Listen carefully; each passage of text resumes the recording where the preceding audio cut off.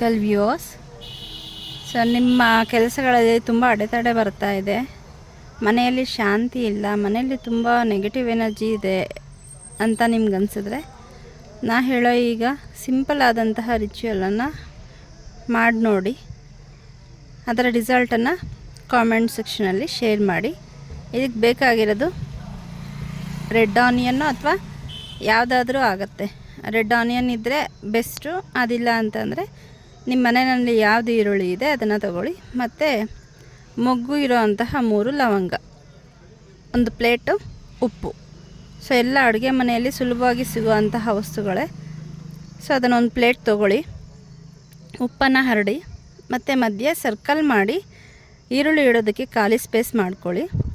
ಅದ್ರ ಸುತ್ತ ಉಪ್ಪಿರಲಿ. ಈರುಳ್ಳಿಯನ್ನು ಮಧ್ಯಕ್ಕೆ ಕಟ್ ಮಾಡಿ 3 ಲವಂಗನ ತ್ರಿಭುಜಾಕಾರದಲ್ಲಿ, ಒಂದು ಮಧ್ಯೆ, ಇನ್ನೆರಡು ಆ ಕಡೆ ಈ ಕಡೆ ಇಡಿ.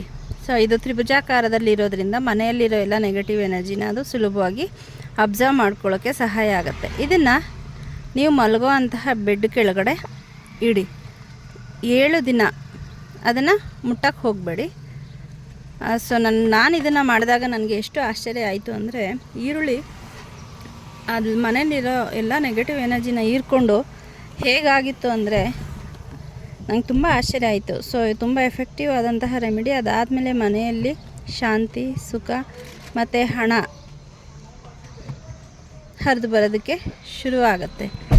ಸೊ ಇದನ್ನು ತುಂಬ ಸಿಂಪಲ್ ಆದಂತಹ ರೆಮಿಡಿ. ಇದನ್ನು ಏನು ಮಾಡಿ 7 ದಿನ ಆದಮೇಲೆ ಅದನ್ನು ಹೊರಗಡೆ ಮನೆಯಿಂದ ದೂರ ಎಸೆದ್ಬಿಡಿ. ಸೊ ಇಷ್ಟೇ ಮಾಡಬೇಕಾಗಿರೋದು. ಇಷ್ಟನ್ನು ಮಾಡಿ ನಿಮ್ಮ ಲೈಫಲ್ಲಿ ಇರೋವಂತಹ ಮತ್ತು ಮನೆಯಲ್ಲಿರೋ ಅಂತಹ ಎಲ್ಲ ನೆಗೆಟಿವ್ ಎನರ್ಜಿನ ಸುಲಭವಾಗಿ ನೀವು ಮನೆಯಿಂದ ಹೊರಗೆ ಕಳಿಸಿ. ಅಬಂಡನ್ಸು, ಪ್ರಾಸ್ಪರಿಟಿ, ಲವ್ ಇನ್ ರಿಲೇಷನ್ಶಿಪ್ ಇದನ್ನೆಲ್ಲ ಈಸಿಯಾಗಿ ಮನೆಗೆ ಅಟ್ರ್ಯಾಕ್ಟ್ ಮಾಡಿ. ಸೊ ನಿಮಗೆ ನಾನು ಶೇರ್ ಮಾಡಿದಂತಹ ಈ ಇನ್ಫಾರ್ಮೇಷನ್ ಇಷ್ಟ ಆಗಿದರೆ ಸಬ್ಸ್ಕ್ರೈಬ್ ಮಾಡಿ, ಲೈಕ್ ಮಾಡಿ ಮತ್ತು ಶೇರ್ ಮಾಡಿ.